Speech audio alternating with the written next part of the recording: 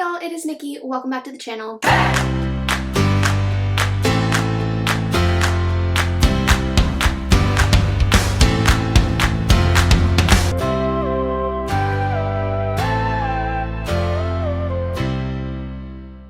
Today's going to be a short one because I have a busy day ahead of me. I have this week to write a 1,500-word essay on Galen of Pergamon, so if anybody knows anything about Galen of Pergamon, please let me know. It's been a busy past couple of weeks. I've had lots of assignments to get done, but even in spite of that, I feel like I've been able to maintain my routine and still work on story stuff in the evenings after all my school stuff is done and over with. I'm trying to be really strict about that because I know once I start blurring that line and just using my evenings for school stuff, then that will mess everything up, and I really want to be diligent about making sure that both are getting done at the same time. Story stuff, school stuff. School is kind of interesting because the stuff that I write for school is just so completely different from the stuff that I'm used to creative writing, especially after a summer of just doing all creative writing. I've researched papers on Galen of Pergamon, which is not something that I would normally be doing. Or for my expository writing class, I actually had to write a personal essay, which I'm not sure that I've ever done before either. That was interesting because I assumed a personal essay was just like telling a story about yourself, but there's actually more to it than that, and there's a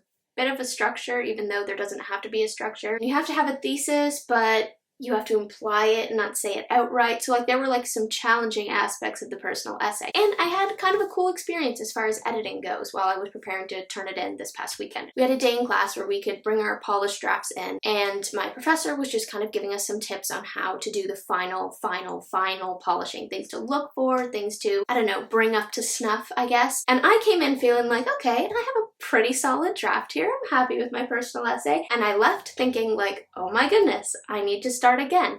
I didn't start again. I didn't need to start again. But the stuff I learned in that class kind of blew my mind and really did end up helping me to make a stronger essay. For instance, sentence fragments. I raised the question in the class, how do you feel, professor, about sentence fragments that are used intentionally for effect? They're something that I use all the time in creative writing. I feel like it's pretty standard in creative writing to have sentence fragments hanging around for effect, and I just kind of dropped them into my personal essay naturally, it just sort of happened. I didn't think too much about it. But my professor had a really interesting point. She said that sentence fragments tend to be something that we are comfortable with, and so we fall back on them easily. But there are other tools available that we can use to make stronger sentences instead, and the goal is for us to sort of learn to use those and to look back on the sentence fragments and go, okay, if that was all I knew how to do at the time, now I know more. So then I left thinking wait a minute, have I been using sentence fragments as a crutch? And went back over my essay and realized that yes, I totally had. And I started to change that and realized that it was making the stuff stronger, and it was like a light bulb brain explosion moment. I don't know,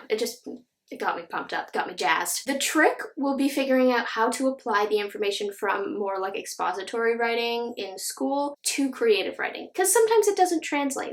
I don't think I need to get rid of all the sentence fragments in my creative writing, for example. I do think that they are there for effect in a lot of cases. I do know that lots of authors use them, but as I'm writing, I'm trying to be more conscious of that. And last night I was revising part 3 of my fantasy project and catching some sentence fragments and wondering, hey, does this need to be there? Can I get rid of this one? Can I make it a complete sentence? And I think in a lot of cases I probably can, and will. The point being, it's been cool to be more intentional about style because of things that I've been learning in expository writing classes, which is more I don't know, academic, argumentative writing. Not creative writing, I guess, is just the best way to describe it.